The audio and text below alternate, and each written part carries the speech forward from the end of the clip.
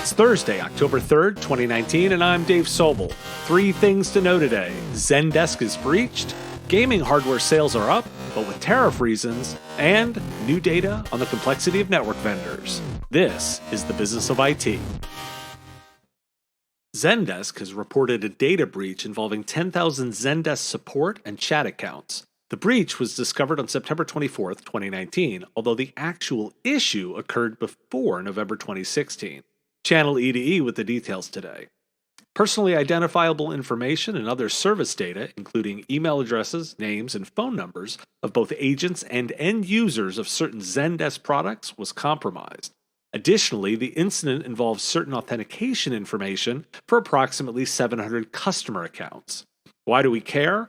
Hackers are targeting chat, remote control, and RMM software platforms on an increasing basis. Service providers have been specifically targeted, and the FBI and U.S. Department of Homeland Security have repeatedly warned MSPs and their vendor providers about these attacks. Keeping your house in order is critical and never-ending. This is an extinction-level threat to a business.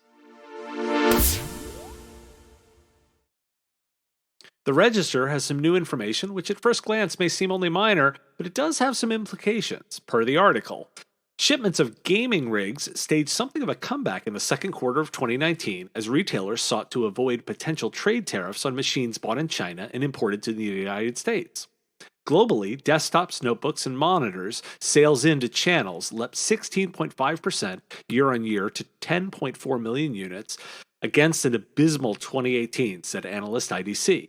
Gaming desktops were up 3.3% after a string of tough quarters from 2018 through to Q1 2019.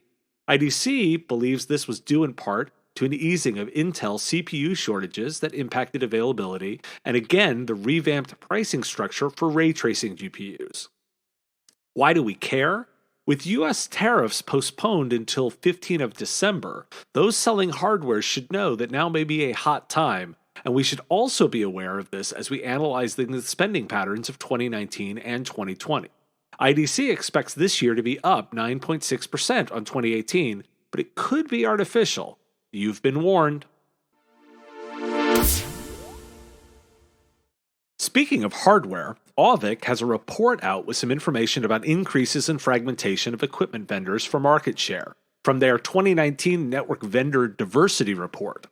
The most commonly deployed network device on client sites is access points, accounting for 44.2% of devices on networks of all sizes. The most competitive network device category is switches, with 124 vendors. The top 9 category vendors account for 93.6% of switches. The most commonly deployed network vendor on MSP-managed networks is Cisco, including Meraki, who makes up 32.2% of devices. And the top 9 most commonly deployed vendors across all categories: Cisco, HP, Meraki, Ubiquiti, Ruckus, Aruba, SonicWall, Dell, Netgear, and Fortinet, and they claim about 80% of devices across all networks. Why do we care? Does this buck the conventional wisdom of standardization service delivery for MSPs?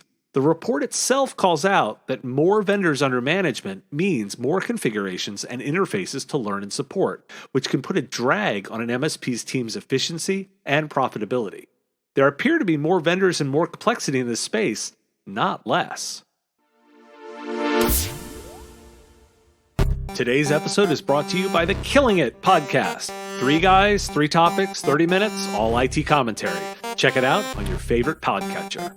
Thanks for listening to The Business of IT. You can find us online at mspradio.com or find us on Facebook, Twitter, and YouTube. Write a review on Apple Podcasts if you like the show, and see you tomorrow.